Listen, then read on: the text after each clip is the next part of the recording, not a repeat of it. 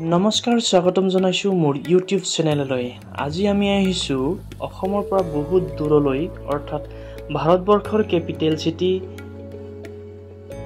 দিল্লীলৈ। আৰু আমি দিল্লীৰ পনে আমি আপোনালোকে জনে গম পায় কমেন্ট কৰিব এই দৃশ্যটো আমি যে ক'ত আহিছো। দেখিছে আপুনি হয় ইয়া দূৰত কি দেখিছে এইটো পদুম ফুলৰ আকৃতিত এইটো কি ধুনীয়া চাওক লোকাৰণ্য কি মানুহৰ ভিৰ। আমি গৈ আছো এতিয়া দিল্লীৰ এটা ফেমাস তথা ভাৰতবৰ্ষৰ এটা ফেমাস পৰ্যটনথলী লোটাছ টেম্পললৈ। আৰু এই লোটাছ টেম্পলত এটা বিশেষত্ব আছে যে এই ঠাইলৈ গ'লে আপুনি আপোনাৰ নিজৰ যি ধৰ্ম পালন কৰে সেই ধৰ্মৰ জৰিয়তে গৈ তাতে আপুনি নিজৰ যি মনৰ কামনা আছে সেইখিনি ক'ব পাৰে। চাওক কি ধুনীয়া পৰিৱেশ, ইমান দিল্লীৰ ইমান ৰাস্তাৰ ভিৰৰ মাজত এনেকে মানুহবিলাকে চাওক এইবিলাক ফৰেনাৰো আহিছে আৰু বহুত ঠাইৰ পৰা ইয়াতে পৰ্যটন আহে। চাওক কি ভিৰ, লোকাৰণ্য হৈ আছে ঠাইডোখৰ। আহক আমি পনে গৈ আছো লোটাছ টেম্পলৰ ভিতৰলৈ। চাওক চাৰিওফালে আকাশেৰে এখন উৰাজাহাজ গৈ আছে চাওক। আৰু আমি এতিয়া উৰাজাহাজৰ দৃশ্যৰ পৰা ঘূৰি আহক।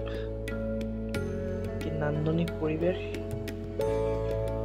চাওক কি পৰিপাটিকে ৰাখিছে, কি মেইনটেনেন্স, চাওক ফুলবিলাক কেনেকে ৰাখিছে। ধুনীয়া এটা পৰিৱেশ।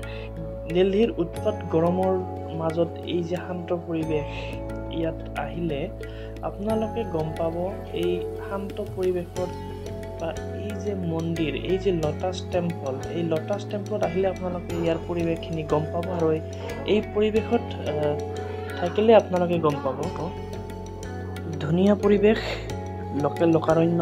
এই পৰিৱেশত আমি সকলোৱে যেন কোনোবা এটা বৃহৎ পূজা চাবলৈ আহিছো বা মেলা চাবলৈ আহিছো তেনেকুৱা যেন অনুভৱ হৈ আছে।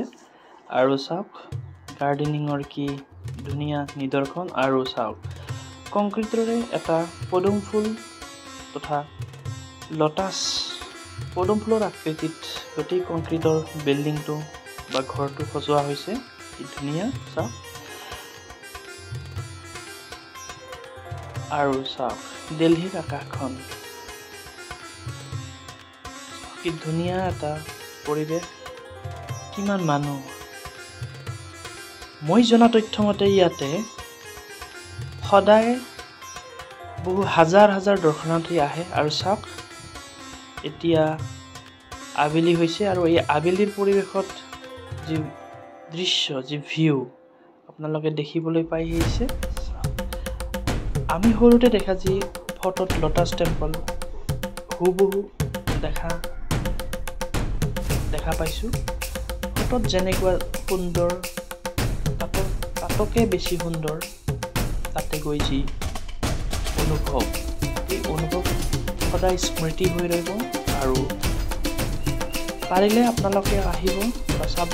আৰু যদি যোনে আহিব নোৱাৰে বা অহা নাই তেখেতসকলে মোৰ ভিডিঅ'ৰ জৰিয়তে দিল্লীৰ এটা পৰ্যটন, এটা বহুত ফেমাছ তথা জনপ্ৰিয় পৰ্যটনথলী লোটাছ টেম্পলৰ দৃশ্য মোৰ ভিডিঅ'ৰ জৰিয়তে আপোনালোকে উপভোগ কৰকহি।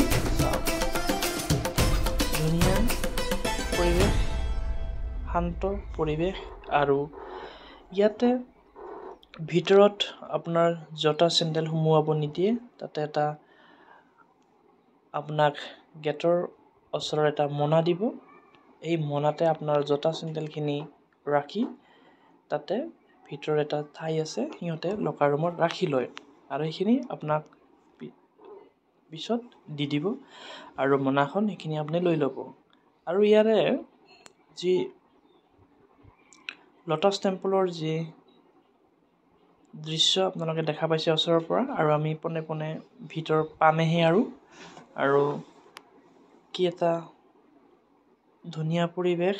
আৰু মেনেজমেণ্ট ক'ব লাগিব এবাৰ চাওক ইয়াতে ভিতৰত গোটেই ধৰ্মবিলাকৰ তাতে যি আইডিঅ'লজি সেই আইডিঅ'লজিবিলাক তাতে ফটো আকাৰে ৰাখি থোৱা হৈছে আৰু আমি দেখিলোঁ আমাৰ অসমৰ যি মহাপুৰুষ শ্ৰীমন্ত শংকৰদেৱৰ যি শংকৰী কৃষ্টি সেই কৃষ্টিখিনিও এই যে ফটো ফ্ৰেমবিলাকত আমি দেখা পাইছোঁহি এইখিনি মন্দিৰটোৰ সন্মুখৰ পৰা চাওক সন্মুখৰ ভাগত ৰাস্তাটো কি ধুনীয়াকৈ সজাই পৰাই ৰাখিছে আৰু চাওক লোকে লোকাৰণ্য হৈ আহি লোটাছ টেম্পলৰ পৰা দৰ্শন কৰি গৈ আছে তো আজিলৈ ইমানতে সামৰিলোঁ যদি মোৰ ভিডিঅ'টো ভাল লাগিলে তেতিয়াহ'লে আপোনালোকে লাইক কমেণ্ট শ্বেয়াৰ ছাবস্ক্ৰাইব কৰি থ'ব তো আজিলৈ বাই বাই